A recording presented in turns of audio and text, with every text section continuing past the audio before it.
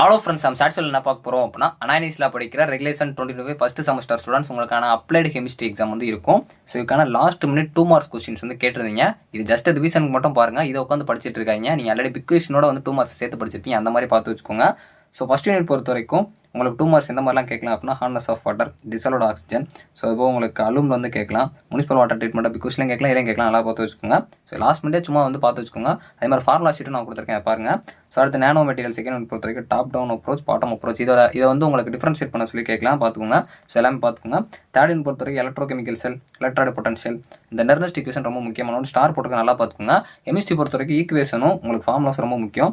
Fourth unit பொறுத்த வரைக்கும் கொரோசன் கேட்கலாம், அந்த அனோடிக் கேத்தோடிக் ரியாக்ஷன் கொஞ்சம் நல்லா பார்த்துக்கோங்க. ஆர்கானிக் கோட்டிங்னா என்னன்னு கேட்கலாம். ஸோ 15 யூனிட் பொறுத்த வரைக்கும் இஎம்எஃப் எஃபிஷியல் ரொம்ப முக்கியமான ஒன்று. இன்டர்னல் ரெசிஸ்டன்ஸ் ரொம்ப முக்கியம். அந்த இன்டர்னல் ரெசிஸ்டன்ஸோட ஃபார்முலா பார்த்து வச்சுக்கோங்க. ஸோ லாஸ்ட் 2 பேட்டரி மெட்டீரியல்ஸோட இது பார்த்துக்கோங்க. ஸோ இப்போ வந்து safety aspects of batteries, applications of battery, applications concept எல்லாமே கொஞ்சம் நல்லா பார்த்துக்கோங்க.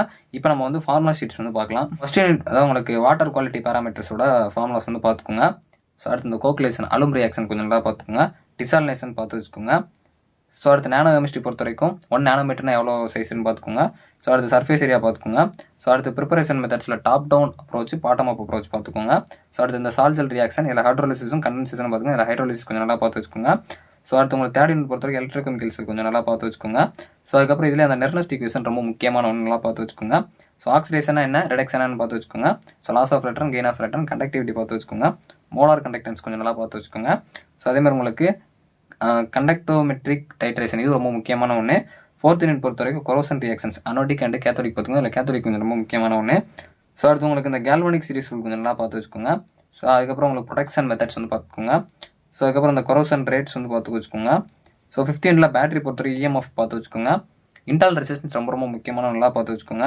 எனர்ஜி டென்சிட்டி நல்லா பார்த்து வச்சுக்கோங்க. ஸோ இந்த மாதிரி பேட்டரி எஃபிஷியன்சி பார்த்துக்கோங்க. அதுபோக பேட்டரி பேக் இதை வந்து கொஞ்சம் பார்த்து வச்சுக்கோங்க. ஸோ வரல லாஸ்ட் மினிட் ப்ரிப்பரேஷன்ஸ் தான் 2 மார்க்ஸுமே வந்து இதை உட்காந்து ரொம்ப மக்கப் பண்ணாங்க. லாஸ்ட்டாக பார்க்குறப்போ ஜென்ரலாக உங்களுக்கு ரிவிஷன் மாதிரி இந்த கொஸ்டினை பார்த்து வச்சுக்கோங்க. கண்டிப்பாக யூஸ்ஃபுல்லாக இருக்கும்னு நினைக்கிறேன். தேங்க்ஸ் ஃபார் வாட்சிங்.